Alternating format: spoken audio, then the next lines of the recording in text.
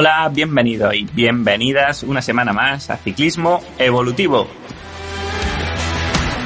Ya sabéis, el podcast donde unimos práctica, ciencia y experiencia para hablar sobre entrenamiento, nutrición, psicología y en definitiva todo aquello que tenga que ver con el rendimiento en ciclismo.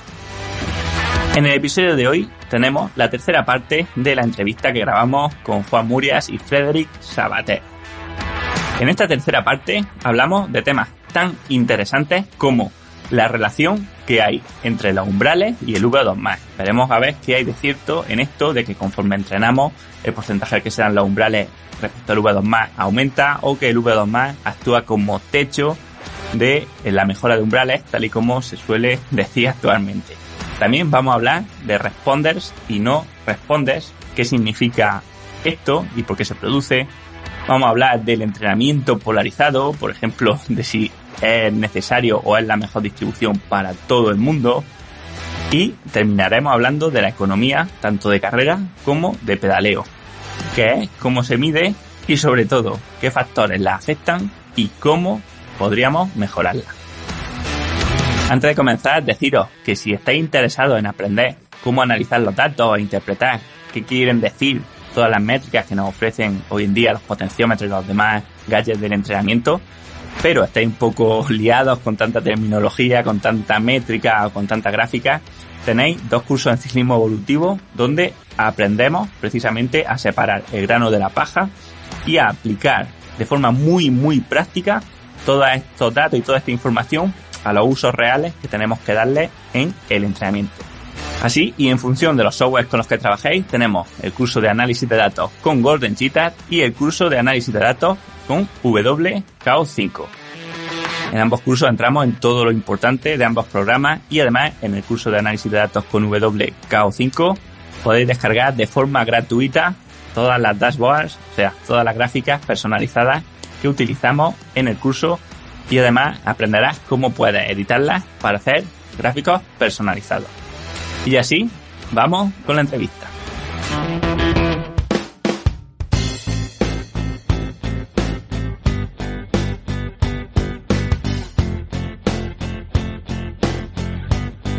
Quería empezar hablando, además, que fue por lo que contactamos, y es por la relación que puede haber entre los umbrales, ¿vale? En especial el segundo umbral, y el V2+.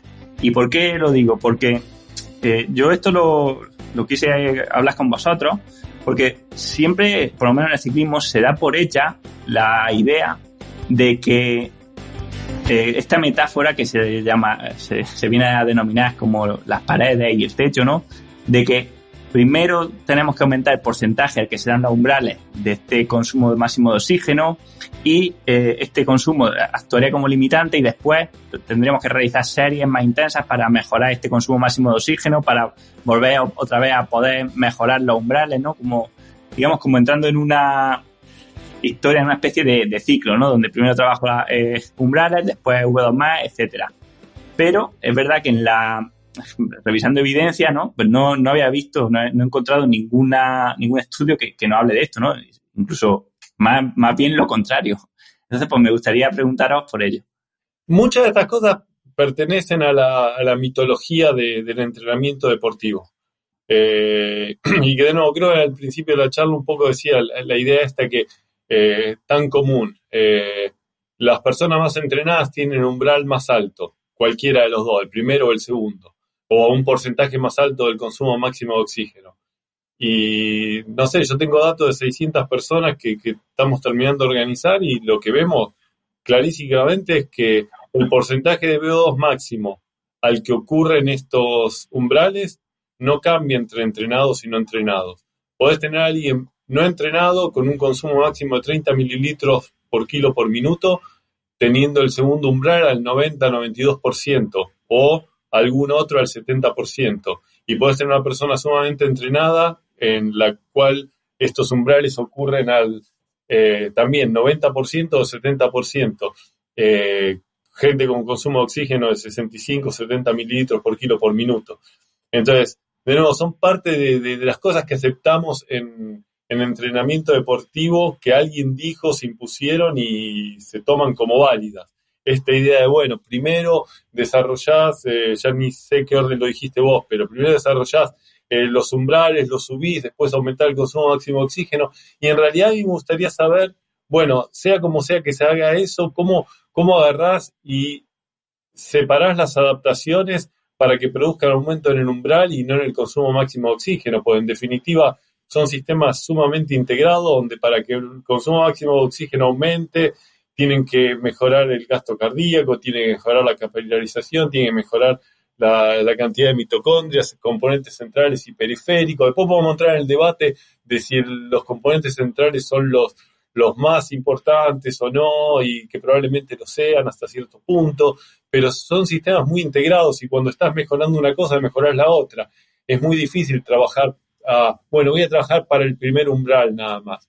Podés, teóricamente, conceptualmente en esa idea, pero depende de nuevo de quién estamos hablando, y de esto me gustaría hablar después si llegamos, pero de la persona que ejercita 3 veces por semana o del que tiene 15 sesiones por semana. Y el que tiene 15 sesiones por semana va a estar haciendo de todo. Va a tener las cargas altas, va a tener las cargas bajas, va a tener la de duración larga.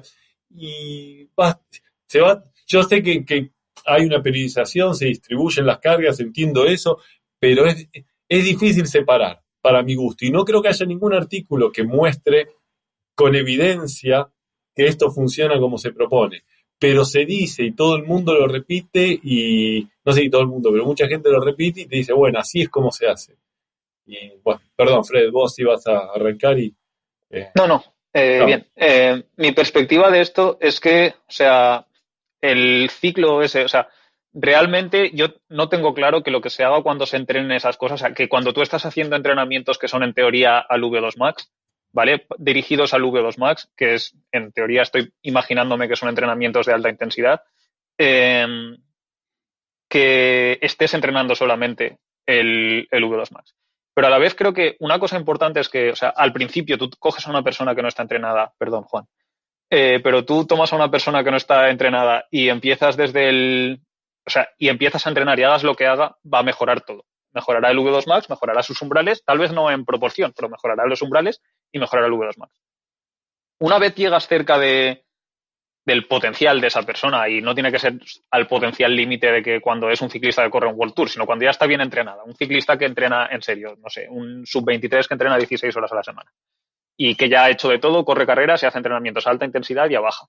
Creo que es posible que simplemente esta idea de periodización, llamémoslo así, de que trabajas primero un umbral, luego el segundo umbral y luego el V2 Max, que la verdad es que es un ciclo, que entonces no sé por qué no empiezas diciendo que primero trabajas el segundo umbral, luego el V2 Max y después el primer umbral. Pues pienso que es posible que sea simplemente porque tú haces un tipo de trabajo y con un tipo de trabajo, después de una cantidad determinada de tiempo, llegas a acercarte al límite de las adaptaciones. Entonces, recibes menos retorno por la misma inversión, por seguir haciendo el mismo tipo de trabajo. Entonces, lo tienes que cambiar. Y tal vez lo que haya ocurrido es que, como el artículo de de John Kiley sobre la periodización, que es posible que hayamos creado un sistema sistematizado de cómo hacer esto, de que primero tiene que ser un umbral, el primer umbral, luego el segundo y luego el V2 Max, pero que en realidad simplemente lo que ocurre es que estás haciendo un tipo de entrenamientos, con ese tipo de entrenamientos llegas a tener menos retorno por el mismo entrenamiento, entonces lo mejor que puedes hacer es cambiarlo y dirigir tus adaptaciones tal vez en otra dirección. ¿Es necesario que sea eso? Si te vas a la idea de la periodización inversa, no, porque entonces igual harías V2 Max, luego segundo umbral y luego primer umbral, porque estás entrenando para un Ironman, por ejemplo, ¿sabes? Entonces, yo creo que esa idea de que el orden tenga que ser ese, no creo que sea una idea que esté fundamentada en nada. Pienso que la idea de por qué se ha desarrollado esa idea sí que es posible que tenga sentido. Dices, yo hago esto y si sigo haciendo esto otros 3 meses, gano poco. Pero si en lugar de hacer esto, o sea, si yo hago 3 meses de trabajo de primer umbral, por decirlo así, sea lo que sea el trabajo, pero de un tipo de trabajo, y luego cambio el tipo de trabajo, es posible que haya casi maximizado mis adaptaciones al primer tipo de trabajo y al cambiar el estímulo esté trabajando otras cosas que antes no estaba trabajando, o las mismas de forma diferente. O sea, que las mitocondrias, la cantidad de oxígeno que tenían que procesar las mitocondrias antes fuera de X, ahora es de más grande que X, y por tanto estás estresando una parte distinta de las mitocondrias que dé lugar a estas nuevas adaptaciones.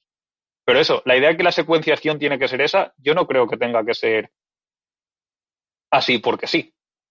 O sea, no sé por qué tendría que ser así necesariamente. Sí, que son muchas veces cosas que se van transmitiendo, ¿no? Que alguien escucha a alguien y al final nadie sabe dónde ha empezado, ¿no? Pero bueno, cada uno va copiando al anterior.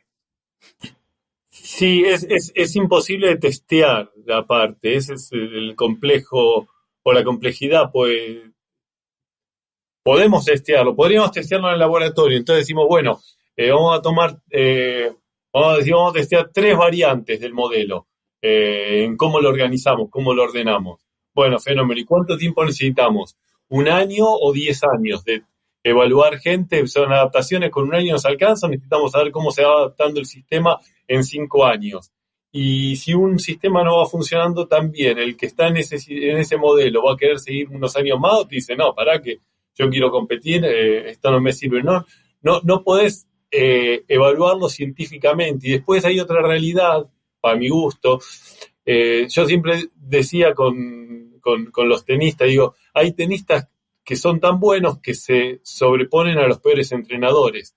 Cuando tenés un deportista de elite que es bueno, bueno, bueno, y de nuevo, no quiero decir, bueno, si sos bueno ya está, vas a llegar. Pero muchas veces pasa en que tipos que son tan buenos llegan a niveles altísimos por lo que tienen, a pesar de entrenamientos que no son tan adecuados. Pero como esa persona que es realmente diferente es la que gana, después muchas veces se confunde y dice, bueno, esta persona hizo este entrenamiento, este es el entrenamiento que funciona. Y capaz que no era el mejor entrenamiento, pero era la persona adecuada. Y nada, de nuevo, es filosofía barata, pero todas estas cosas son intesteables. Y desde un punto de vista de performance humana, nosotros no tenemos acceso a evaluar a los deportistas de elite de verdad. No se dejan tocar justificadamente porque tienen otras cosas mejores que hacer, que es agarrar, entrenar y ganar competencias y no andar probando, bueno, a ver si hacemos tal cosa para el bien de la ciencia. Entonces, cualquier cosa que digamos o pensemos es teórica, pero ni siquiera con una teoría muy firme, es basada en testear a otra gente, no a los deportistas de élite, que son bichos distintos. Son 5 desvíos de estándar para el otro lado. Entonces, no sé si realmente podemos. Me acuerdo de una presentación sobre dietas, la dieta ketónica o como se llame, otra de carbohidratos, otra basada en no sé qué. 3 corredores, creo que eran de ultramaratón, top, cada uno en una dieta totalmente distinta. Y después anda a explicarme, no, porque la dieta es lo que. No.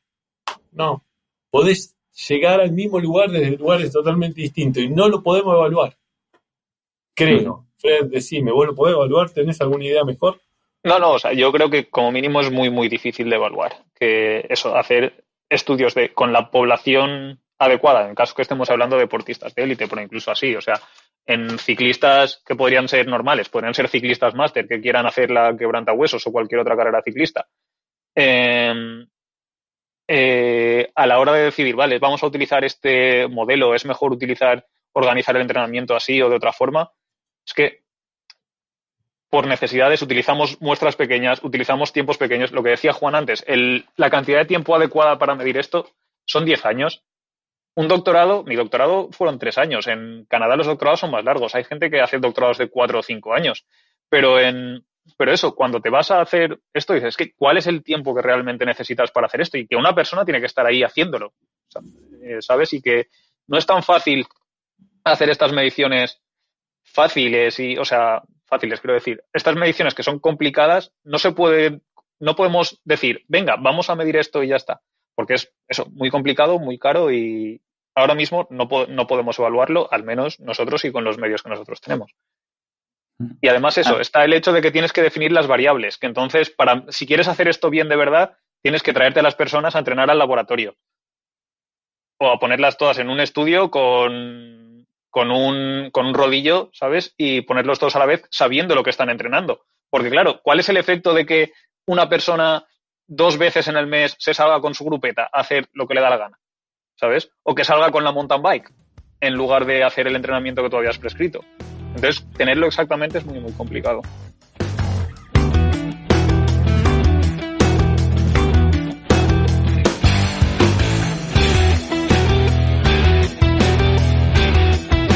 Pero voy a agregar algo, y esto sí con convicción, y esto era algo de lo que sí quiero hablar, que es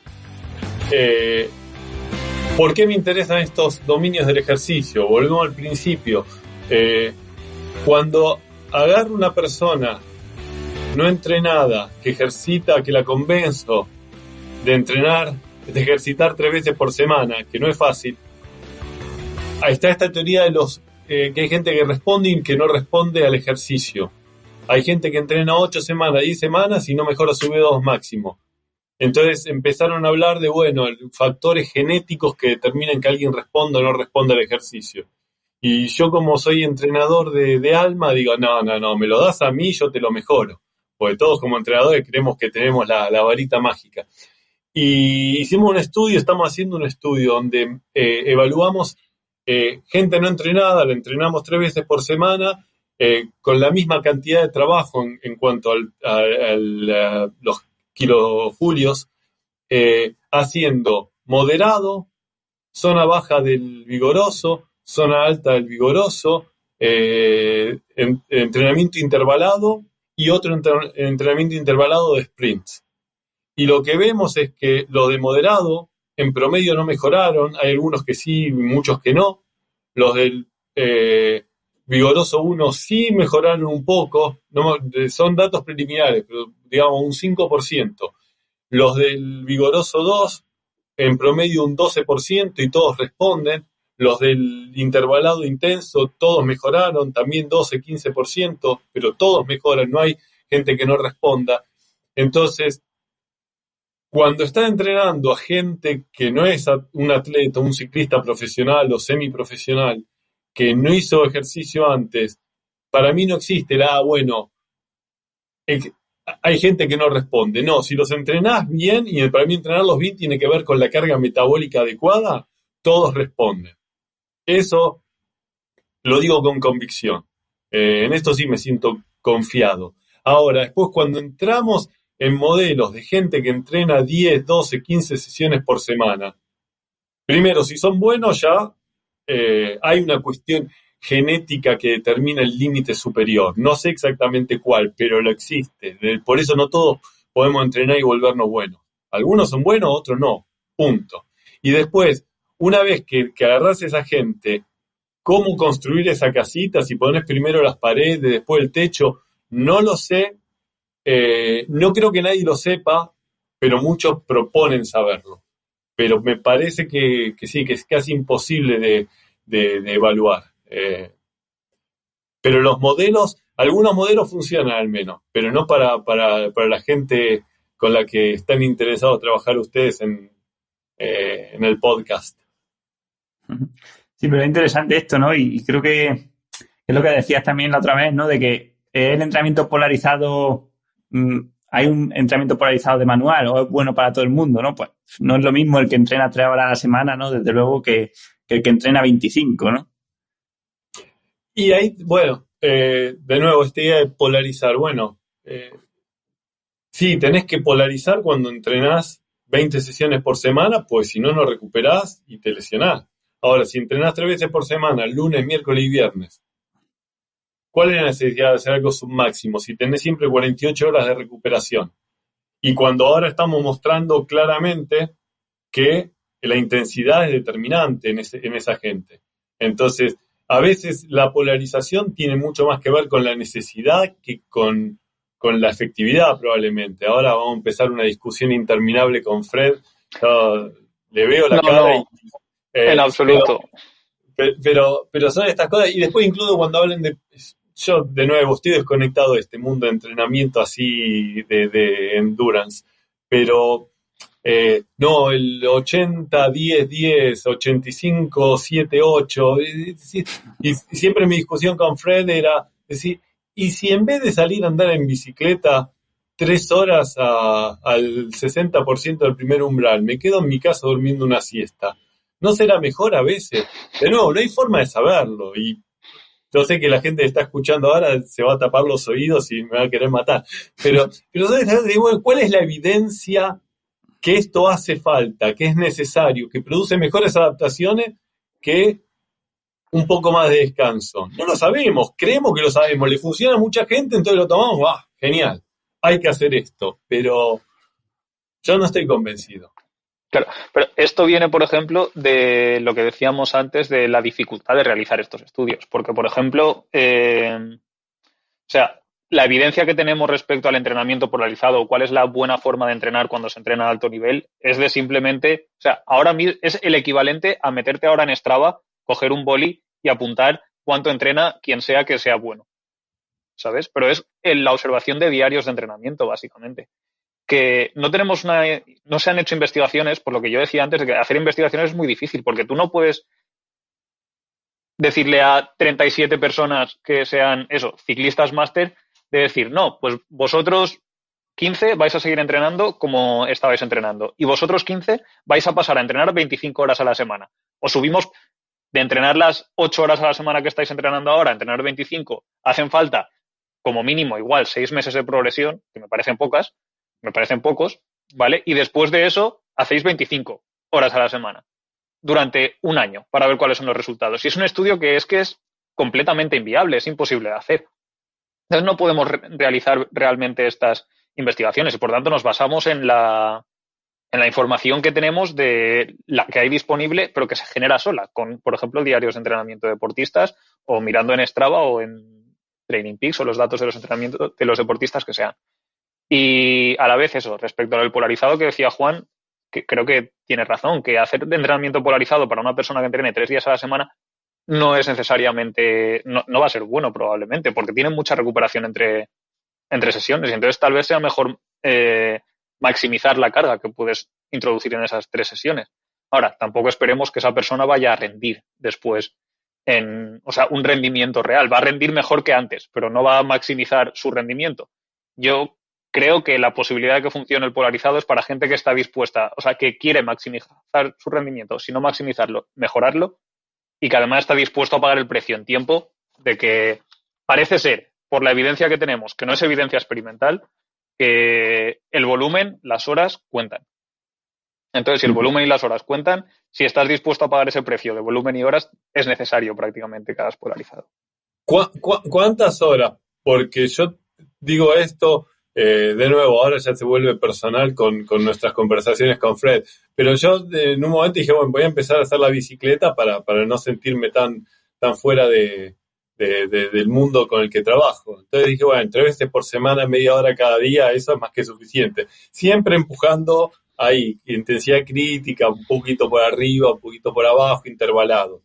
Y claro, la gente del ciclismo o de las carreras como Fred se burlaban de mí. Dicen, bueno, no, pero así nunca vas a mejorar. Había mejorado, pero quedé estancado. Tenés que meter más volumen y más duración. Ahora estoy en 6 veces por semana, 1 hora. Y hago todo un poco, está bien, no soy un deportista de elite. Y sigo igual que hace 3 años. Capaz que a mi edad no empeorar ya es una mejora. Pero el volumen no me ha ayudado. Es 4 veces el volumen que hacía antes, Freddy, sigo en el mismo lugar. Estoy deprimido. Sí, ¿Cuánto más tengo que hacer? Porque también tengo que criar a mis hijos. Sí, pero al respecto de eso, esto es ya un poco tontería, pero las recomendaciones de las agencias sanitarias y para la salud del ejercicio, y especialmente en niños, que entonces no se cortan a la hora del tiempo porque no piensan que están demasiado ocupados, es 1 hora de ejercicio al día. Y 1 hora de ejercicio al día es hacer ejercicio. Entrenar es más que 7 horas a la semana, de todas formas. Esto es un poco bromear, de todas formas, pero sí, es verdad, Juan, aún así, tienes el caso de, me parece curioso, pregúntaselo a David Montero, el que hizo el estudio de que aumentando el volumen de entrenamiento todo el mundo respondía, y a ver hasta dónde deberías llegar para mejorar. Claro, pero eso es parecido al modelo que hicimos nosotros ahora, Claro. en algo en corto plazo y decir, bueno, no es que la gente no responde porque hay una cuestión genética, no respondían porque no tenían el estímulo suficiente, entonces le aumentó el estímulo. Algo interesante de ese estudio, es un estudio buenísimo, pero ellos hablan también de intensidad moderada, y el entrenamiento fue al 60% de la potencia máxima o de la potencia pico con un test incremental de 25 watts por minuto. Te aseguro con convicción que 60% de la potencia pico es muy cercana a la intensidad crítica del ejercicio. O sea, está en la parte alta del vigoroso, pero en el estudio dice ejercicio moderado, porque está de nuevo esta idea de construir algo que puedas hacer por un periodo largo de tiempo y que es submaximal, es moderado. Y están mal definidos los conceptos, entonces no sabemos qué hablamos cuando estamos hablando de intensidad de ejercicio. No digo que lo que digo yo sea la verdad, digo, no nos entendemos porque yo lo defino de una forma, o lo hablo de una forma, otra gente lo habla de otra, y creemos que estamos hablando de lo mismo y estamos hablando de cosas distintas. Hay un concepto en España que no sé si os suena, que se llama longevinismo. ¿Lo conocéis? Ay, a mí me suena mucho. Bueno, longevinismo quiere decir algo así como complicarse muchísimo, hacer un esfuerzo muy grande para conseguir un beneficio muy pequeño, ¿no? Y creo que esto se puede aplicar muchas veces a estos modelos de distribución de intensidades, ¿no? Que si 80, 0, 20, 80, 10, 10, ¿no? Lo que decía antes Juan, 70, 20, 10, ¿no? Piramidal, polarizado, ¿no? Y a lo mejor la clave no está tanto en esta distribución, sino en tener días muy, muy duros, o sea, días de romper la homeostasis del organismo, de generar un daño, y días de recuperación, ¿no? Y olvidándonos un poco de si es piramidal polarizado, ¿no? 80, 71, 88, ¿no? Sí. A mí, al respecto, me parece muy curioso los dos recientes artículos de debate que se publicaron sobre si el entrenamiento polarizado es óptimo o no es óptimo. No sé si los has tratado en el podcast. Esos dos artículos. Uno de los cuales... Le dediqué un episodio, sí. Sí, vale. Y yo, la verdad, ese es que me sonaba haberlo visto, pero no he escuchado el podcast. Pero mi conclusión de eso, que lo discutíamos el otro día en el laboratorio, es que, o sea, para empezar, el grupo de Seiler, que es el que en teoría defiende el entrenamiento polarizado, nunca defiende el entrenamiento polarizado. O sea, yo tengo la sensación de que ellos totalmente pierden el debate que están diciendo, porque no entran, no dicen ellos ni siquiera dicen que el entrenamiento polarizado es mejor. O sea, ellos que el polarizado entendiendo como trabajar en los dos extremos, que aquí sería el dominio moderado y el dominio severo, olvidándote del pesado, o sea, del vigoroso, mientras que el otro grupo dice que no es polarizado porque que la distribución es piramidal, la que realmente hacen los deportistas de élite. Y yo creo que están un poco hablando sin entenderse porque, aunque yo creo que le pusieron un mal nombre al ponerle el nombre de polarizado, porque la idea de polarizado, creo que el concepto importante de polarizado para mí no es la idea de que la intensidad alta, no es la idea de si la discusión de la intensidad alta tiene que ser 20% en el severo y 0 en el vigoroso o 15% en el vigoroso y 5 en el severo. Es sobre todo la idea de que lo que se hace en el moderado tiene que ser moderado, de que lo que se hace en el moderado tiene que ser moderado y no subirte a un 5% por encima del primer umbral, porque si no estás generando toda esa fatiga de la que estábamos hablando antes y entonces no estás entrenando, o sea, estás introduciendo demasiada carga que no te lleva a las adaptaciones que quieres. Lo que tú decías, que el fácil tiene que ser fácil, que el duro tiene que ser duro, pero creo que el duro tenga que ser duro, ni siquiera la gente que lo llamó polarizado al principio cree que el duro tiene que ser duro significa que haya que hacerlo en el dominio severo. Significa que las sesiones tienen que ser duras, pero pueden ser sesiones duras al 95% del segundo umbral. Serán más serias y más largas. Sí, yo creo que Manuel acá resumió todo mejor que nadie, y de acuerdo bastante con lo que decís. De nuevo, no tenemos forma de testearlo realmente bien, entonces, nada, se vuelven también opiniones que podemos tener. Pero ahora que Fred trajo a la cancha el nombre de Seiler, yo escuché una de estas TED Talks que hizo él, charlas TED, que hizo él, una cortita, y hablaba, entrena como un campeón. Y la sugerencia era hacer trabajo muy ligero, porque claro, lo que hacían la gente, los deportistas de elite, de performance, era la polarización. Entonces recomendaba que la gente que entrena 3 veces por semana también haga eso. Y yo me agarraba la cabeza, pues bueno, lo mostramos, pero es claro, si haces eso no vas a mejorar o tenés 50% de chances de no mejorar. Y invertir tiempo cuesta arrastrar a la gente al entrenamiento, llevarla, para no tener mejoras es muy duro. Entonces, no, por favor no digan eso, porque es el mensaje incorrecto. Si vas a ejercitar 3 veces por semana, tenés que poner intensidad. Ahora, se trata de usar un modelo que funciona en el deporte de elite con gente que ejercita 20 veces por semana a la vida cotidiana. Y esas son las cosas que no funcionan. Incluso la periodización que empezó por los 30, 40, 50 en el bloque este y en la Unión Soviética fueron los más fuertes con todo el tema de periodización y venían de trabajos de pista. Y después se trató de usar el modelo de periodización en todos los deportes. Muy parecidito, muy similar. Después se fueron adaptando, pero es decir, que un modelo funcione en determinado contexto, en determinado deporte, en determinado grupo, no quiere decir que podamos implementar ese modelo para todo el mundo, para todas las causas. Y ahí yo de nuevo me da vergüenza hablar de esto porque estoy desconectado de la literatura más contemporánea del tema de entrenamiento, pues hago otras cosas. Pero sí veo estas cosas, decir, bueno, no trates de extrapolar lo que hace un deportista de elite con lo que tendría que ser una persona que ejercita 3 veces por semana, y también tener claro que lo que están haciendo estos deportistas de elite, que los hacen tener éxito, ni siquiera sabemos si es el mejor método. Sabemos que funciona, pues sabemos que esos tipos son de otro planeta, como dije 20 veces. Y después los detalles que hacen que uno gane y el otro no sé si realmente los podemos explicar basado en el entrenamiento. Obviamente todos entrenan bien. ¿Cuál entrena mejor? No sé, capaz que sale segundo entrena mejor, pero no tiene el potencial que sale primero. Entonces siempre vamos a creer que el que salió primero es el que entrenó mejor.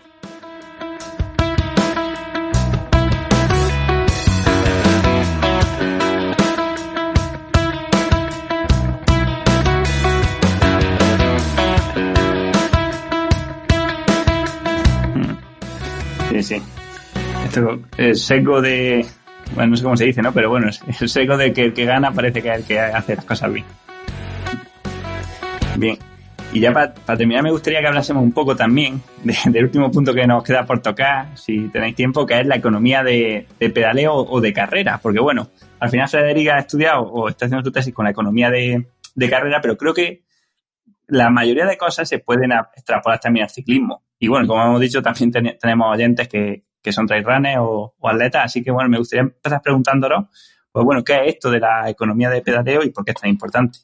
Vale, pues la economía de pedaleo, que generalmente cuando hablamos de ella hablamos de eficiencia, de pedaleo es simplemente la relación entre la energía que consumimos y la potencia que producimos. O sea, la energía que consumimos se puede medir a partir del consumo de oxígeno, pero realmente se puede medir también en vatios. Lo que pasa es que son vatios metabólicos. Entonces, por ejemplo, podríamos decir que tú tienes a una persona que está quemando, o sea, que está consumiendo 1000 vatios metabólicos, ¿vale? O sea, 1000 vatios serían 1000 julios por segundo, ¿vale?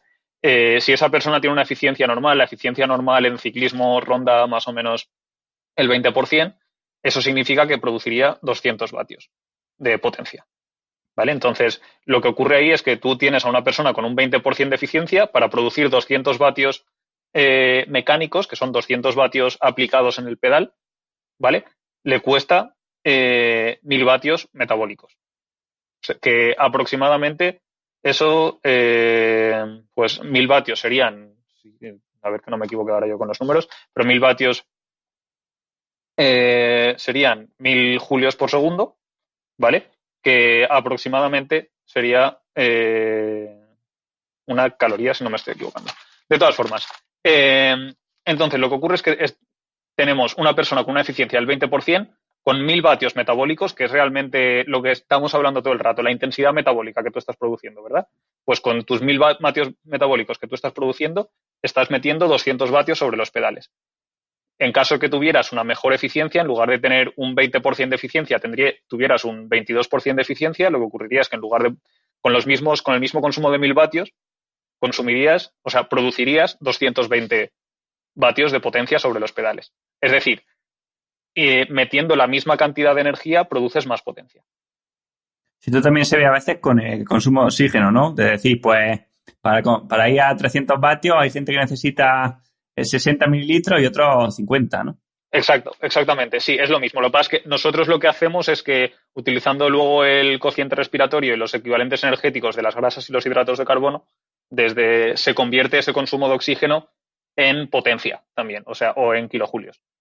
Entonces, así es como se saca y por eso se saca en relación con un 20%. De todas formas, lo que decías tú, como no se puede medir en carrera a pie la potencia mecánica, se utiliza justamente eso. Se dice, para correr a esta velocidad, quién utiliza más oxígeno o quién utiliza más energía, pero no se saca en porcentaje porque no se puede sacar la potencia mecánica. Bueno, ¿no Y tenéis entonces los potenciómetros estos, ¿cómo se llama? Street se llama, ¿no? sí, los potenciómetros Stride esos, lo que pasa es que eso no es un potenciómetro real. Es como, ¿recuerdas que en un cierto momento había unos potenciómetros que medían el viento que entraba por... Sí, sí, Sí, sí. pues que no están midiendo la potencia, están calculando la potencia en función de un algoritmo que tienen. El Stride básicamente hace lo mismo. O sea, está el Stride, pero también las bandas de Garmin lo hacen, los relojes Polar y Coros creo que lo hacen directamente sobre el reloj con los acelerómetros, pero al final siempre son unas estimaciones de la potencia en función de la aceleración. Y no está claro que sean exactamente la potencia mecánica. Hay algún estudio que ha mostrado que más o menos correlacionan bien, pero pero no puedes utilizarlo como medida de la potencia. Para hacer eso, para medirlo realmente en carrera a pie, lo que hay que hacer es poner a correr a las personas sobre un tapiz rodante, sobre una cinta de correr que tenga plataformas de fuerza.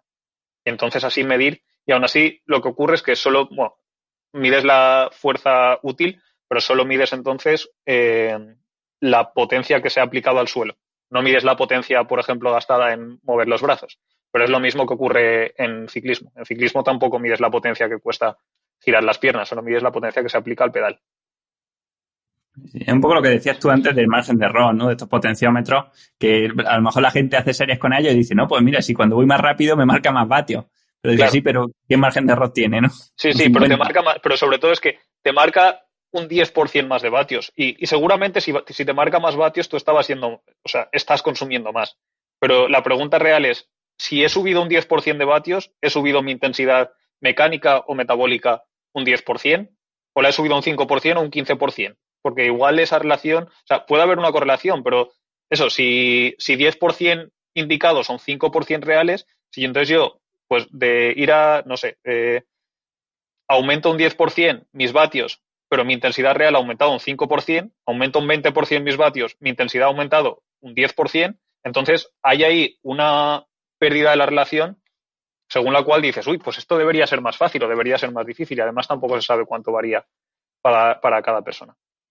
Pero volviendo al tema inicial, la razón obvia, por decirlo así, por lo que es importante es que si tú tienes dos personas con, por ejemplo, el mismo consumo de oxígeno o la misma capacidad de producción de energía metabólica, la persona que tiene más eficiencia pondrá más vatios. Entonces, eso, si es la razón por la cual nos convendría trabajar para intentar mejorar la eficiencia ¿Y y qué más? por la cual deberíamos intentar no perder eficiencia a la vez. Sí, sí. Entiendo que las dos preguntas principales serían, la primera es cómo nos afecta o qué factores afectan a la eficiencia y cómo nos afecta también la fatiga. Pues ahí hay varias investigaciones que lo han estudiado. O sea, por ejemplo, parece ser que se puede mejorar la eficiencia con el entrenamiento.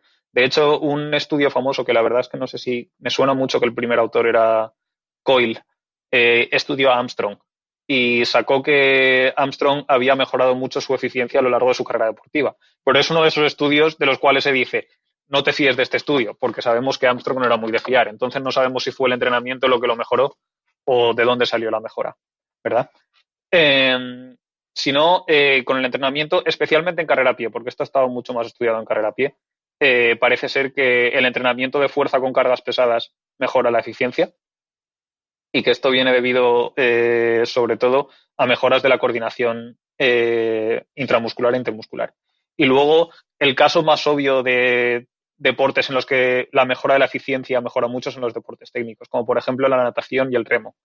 Y en deportes como la natación y el remo, el volumen de entrenamiento, o sea, el practicar el gesto, que de hecho seguro que es lo mismo en tenis, que alguien que ha hecho, que ha pegado el raquetazo bien pegado 10.000 veces lo hará mejor que alguien que lo ha pegado 500. Entonces, la mejora del gesto técnico viene en parte dada por repetir el gesto técnico muchas veces. Dime, Juan. Una pregunta tengo, porque me da curiosidad en esto, y de nuevo, refleja mi ignorancia en ciclismo. A mí me gusta, como sabes, molestar gente cada vez que puedo, entonces me la agarro con los ciclistas y digo, bueno, pero cualquiera puede andar en bicicleta, es empujar arriba y abajo, arriba y abajo. Obviamente hay un componente técnico y uno se acomoda en la bicicleta, etcétera. Pero en carrera, yo entiendo la mejora de la eficiencia, me parece como que hay más lugar, más espacio para mejorar la eficiencia. ¿Cuánto se puede mejorar la eficiencia? Le pregunto a los dos, pero en ciclismo, ¿hay realmente espacio para poder mejorar la eficiencia o técnicamente hay menos posibilidades? Mira, empiezo yo si quieres y yo te voy a ser sincero y te voy a decir que no lo sé. Y no lo sé y además no parece que haya entrenamientos per se que mejoren la eficiencia. O sea, yo he estado buscando y yo no he encontrado nada, aparte del trabajo de fuerza, como ha dicho antes Frederick. Yo no he visto ningún entrenamiento, ¿sabes? Porque a veces se dice pedaleas a una pierna, pedaleas con cadencia baja, pedaleas con cadencia alta. Pero claro, al final eso te da una forma de pedalear que no es la real que tú vas a tener luego en el ejercicio, ¿no? Además parece, y esto sacándolo de la ciencia de la complejidad, que el organismo, ¿no? Yo creo que se autoorganiza en función también de la fatiga y de la intensidad. Y creo que quizás el gesto óptimo a ritmos bajos no es el mismo gesto óptimo por encima de umbral, pero la verdad que ya yo de ciclismo, la verdad es que no lo sé. Entonces, a ver si en carrera. Lo que has mencionado del umbral, por ejemplo, también es interesante porque es muy difícil, muy difícil medir realmente la eficiencia por encima del umbral. Entonces, realmente lo único que podemos hacer por encima del umbral es extrapolar. Parece ser que la mejor forma que hay de mejorar la eficiencia es simplemente estar más fuerte porque a potencias más altas somos más eficientes. Y eso es en parte porque siempre hay una proporción de la eficiencia que, en resumidas cuentas, o sea, hay una proporción de la energía que tú utilizas que se dirige a cosas que no son empujar los pedales. Por ejemplo, simplemente dar la vuelta de las piernas, mover las piernas. Te cuesta energía, pero esa energía no la aplicas a los pedales, ¿vale? Entonces lo que pasa es que es el porcentaje de energía que aplicas o sea, el porcentaje de energía que dedicas a mover las piernas es menor cuanta más energía pones en total. Entonces, los ciclistas, tú coges a un ciclista que pueda pedalear a 150, 200, 250 y 300 vatios y normalmente hay una relación lineal de mayor eficiencia a mayor potencia. Y además de eso, lo que decía Juan, yo no sé exactamente cuánto se puede mejorar, pero creo que la cuestión que tal vez puede ser aquí más interesante es lo otro que habías dicho, que es cómo afecta la fatiga. Y cómo afecta la fatiga, nosotros, por lo que hemos visto por ahora en nuestras investigaciones en el laboratorio, tenemos claro que en carrera a pie empeora, aunque no está exactamente claro si empeora tras sesiones de ejercicio muy largas, como por ejemplo ultramaratones, pero en sesiones de carrera a pie empeora y perdemos economía de carrera y está relacionada esa pérdida con la carga de la sesión. O sea que para la misma intensidad, una sesión más larga conlleva una mayor pérdida de economía de carrera y para la misma duración, una intensidad más alta conlleva una mayor pérdida de economía de carrera. Es decir, un aumento del gasto energético. Entonces, en ciclismo sospechamos que lo que ocurre es similar y en ciclismo, por ejemplo, en el estudio que espero que se publique pronto, lo que vimos fue un aumento de la economía de carrera, o sea, un aumento del coste energético del ciclismo, es decir, una pérdida de eficiencia, y que eso vino relacionado en parte, o sea, había una correlación con el aumento de la frecuencia de pedaleo y además pensábamos que es posible que ese aumento de la frecuencia de pedaleo sea un mal necesario debido a la fatiga de los músculos. Es decir, vimos que los músculos se fatigaban tras 3 horas pedaleando, ¿verdad? Entonces, como los músculos se fatigan, la capacidad que tienen de producir fuerza es menor.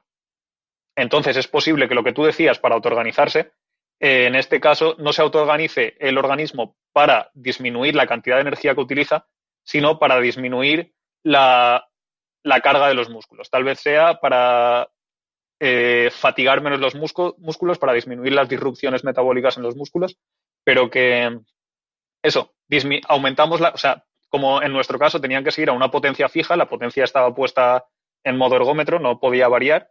Entonces, para mantener la misma potencia, tú puedes o aumentar la cadencia y disminuir la fuerza aplicada, disminuir el torque, o aumentar el torque y disminuir la cadencia.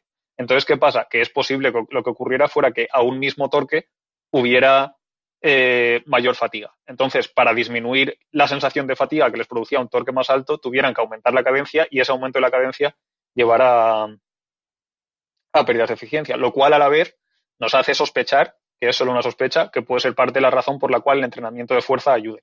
Si el entrenamiento de fuerza te ayuda a que estés más fuerte y por tanto puedas soportar más torque, tal vez es posible, todo esto es especular, pero tal vez sea posible que no tengas que aumentar tanto la cadencia y al no tener que aumentar tanto la cadencia puedas mantener mejor la eficiencia.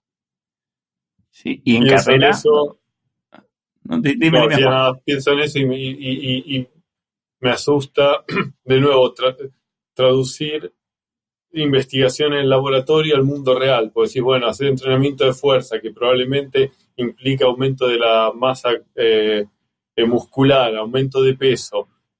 Quizá no mucho, pero todo suma cuando lo que tratás es de optimizar, llevar lo menor posible de peso y optimizar esa relación entre la potencia que podés generar y la masa corporal. Entonces, si haces esto en una bicicleta fija, en un laboratorio, la masa muscular no te importa. Pero si tratás de aplicar eso al mundo real del ciclismo, ahí sí te importa. Entonces podemos evaluar algo en el laboratorio que después probablemente no tenga el beneficio en el mundo real. Sí, sí, y por supuesto, y esto, si es el caso y pensamos que hay un riesgo de, o sea, exactamente, pienso esto, por lo que decía, para empezar, es todo ahora mismo elucubrar realmente, o sea, no hemos descubierto una relación causal, hemos descubierto simplemente que hay una correlación, ¿vale? Pero no significa que esta sea la causa. De ahí hay un primer salto que es asumir que esta es la causa, y luego estaría el salto de decir entrenarlo, pero decir entrenarlo o no no depende solamente de, porque claro, lo que queremos no es mejorar la eficiencia aisladamente, queremos mejorar el rendimiento. Entonces, si tienes a un ciclista que es un tractor que lo que tiene que hacer es tirar en llano cuando hace mucho viento, igual te da igual. Que tire en llano que cuando hace mucho viento y esté escapado en una etapa llana. Pero en cambio, si tienes a un ciclista que pretendas que gane en puertos de montaña, es probable que digas, me vale la pena esta pérdida de eficiencia. Compensa. Sí, justo con lo que decía también Juan, es que uno de los últimos invitados que tuvimos, que era Xavier Muriel, que es biomecánico, y nos decía que muchas veces pasa esto en el ciclismo donde podemos medir en la pedalada, digamos, la fuerza positiva, la que ayuda a que el pedal gire, y la fuerza negativa, que es la que lo frena, ¿no? Por ejemplo, cuando una pierna pues, está en la fase de recobro. Pero que aunque lo óptimo sería que no frenase nada la pierna que está subiendo, ¿no? La que no está empujando, pero claro, al final... metabólicamente, pues por ejemplo, ¿no? El psoas, que es el que levanta la pierna, es mucho más débil que el cuádriceps que empuja. Entonces, a lo mejor por querer hacerlo mucho más perfecto, o sea, en lo que en laboratorio o en teoría es ideal, ¿no? Un pedaleo pues súper redondo, súper eficiente, luego en la realidad puede ser menos eficiente, ¿no? Porque te está agotando más, ¿no? Y creo que también puede ir por aquí un poco los tiros. Sí, yo creo que totalmente, porque lo que decías exacto, de que los flexores de cadera, el psoas y el ilíaco, al estirar hacia arriba, estén haciendo eso, si eso les conlleva una fatiga, que es probable, por tener simplemente menos masa, que se fatiguen antes que el cuádriceps, a la vez, esa fatiga, es que esto es lo que pasa cuando pretendes integrar las cosas y te sales del laboratorio, que es la razón por la que el trabajo del entrenador es tan difícil, mientras que el del científico es relativamente fácil porque puede separar las cosas, pero ahí lo que te puede estar pasando es que empiezas a tener dolor y molestia en el psoas y que eso te aumente el esfuerzo percibido y el esfuerzo percibido te hace aumentar la sensación de fatiga y si te aumenta la sensación de fatiga, por tanto, puede estar peor. Entonces, por supuesto, todo es mucho más complejo y no pretendo yo decir en absoluto que lo que haya que hacer sea intentar mejorar esa eficiencia al final. Solamente que tengamos en cuenta que esa pérdida de eficiencia puede ocurrir y probablemente ocurra. Y entonces, especialmente yo lo pienso sobre las cuestiones, o sea, creo que las implicaciones inmediatas son lo que te decía al principio, de, por ejemplo, la nutrición, de no pensar que una caloría por kilojulio, si una caloría por kilojulio es lo que das para recuperar durante la primera hora del ejercicio, tal vez después tienes que dar 1,1, 1,15, 1,2 calorías por kilojulio. Corregir a medida que pasas más tiempo a esas intensidades. Además que eso también será una cuestión de intensidades más altas. A intensidades más altas utilizas más hidratos. Entonces, eso, que esas correcciones que habría que hacer, yo pienso que ahí sí que es relevante. Luego, lo que decíamos antes, deberíamos intentar mejorar la eficiencia como primer punto. O, claro, es que es eso. Mejorar la eficiencia, ¿qué significa? Mejorar la eficiencia media en el laboratorio, lo cual es probable que sea relativamente fácil, pero ¿cómo se traduce eso a la eficiencia real? Es lo mismo que me pasa a mí al intentar medir la eficiencia, o sea, la economía de carrera después de una carrera de trail. Después de una carrera de trail hay veces que, o sea, después del Ultra Trail del Mont Blanc, que para los ciclistas que no lo sepa son 170 kilómetros con 10.000 metros positivos corriendo por las montañas, nosotros vimos que de media no había cambios en la economía de carrera. O sea, la gente mantenía su economía de carrera. Pienso, claro, mantiene su economía de carrera cuando lo pongo a correr en una cinta de correr que no tiene que pensar en nada, simplemente tiene que seguir, dar pasitos siguiendo a la cinta. Mientras que, ¿qué ocurrirá si le pongo a hacer el mismo porcentaje de pendiente pero corriendo cuesta arriba en un camino? Va a perder coordinación, va a no ser capaz de poner el pie donde quiere ponerlo, va a aumentar la probabilidad de que se tuerza un tobillo. Entonces igual hay una pérdida de economía de carrera enorme, pero que no se puede ver, que en el laboratorio no se ve, pero tal vez esté en el mundo real. Bueno, pues la verdad que ha sido un placer, una suerte poder haber aprendido de vosotros en esta tarde y noche, ya aquí en España. Y nada, no sé si Juan, si Frederic os ha quedado algo por que os gustase comentar o alguna cosa que queráis comentar para despediros. No, simplemente Fred estaba haciendo unos comentarios ahora y se me ocurrían otras cosas y nada, nos gustan estos temas y podríamos hablar 14 horas.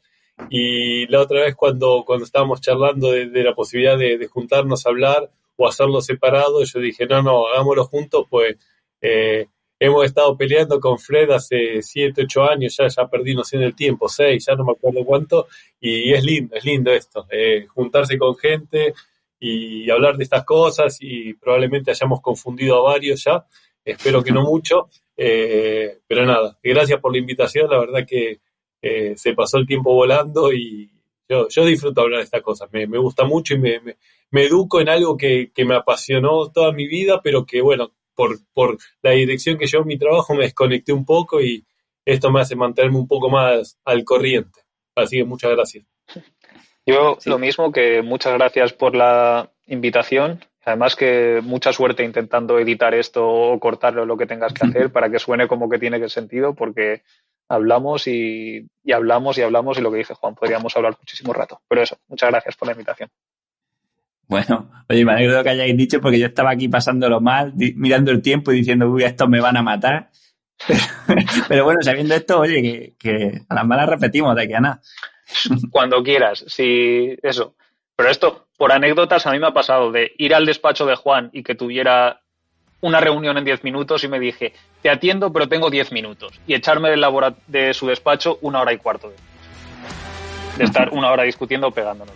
Así que lo hacemos, yo creo que los dos disfrutando. Así que... Sí, con alegría. De hecho, yo, lo mismo que te pasaba a vos, me pasó a mí del otro lado, pensando, bueno, habíamos quedado 1 hora y media y este hombre nos sigue escuchando. Así que gracias, Manuel. Es un gustazo cuando de verdad a la gente le apasiona lo que hace, así que, oye, muchísimas gracias por todo, de verdad, y pues nada, nos citamos para hablar más adelante, claro que sí.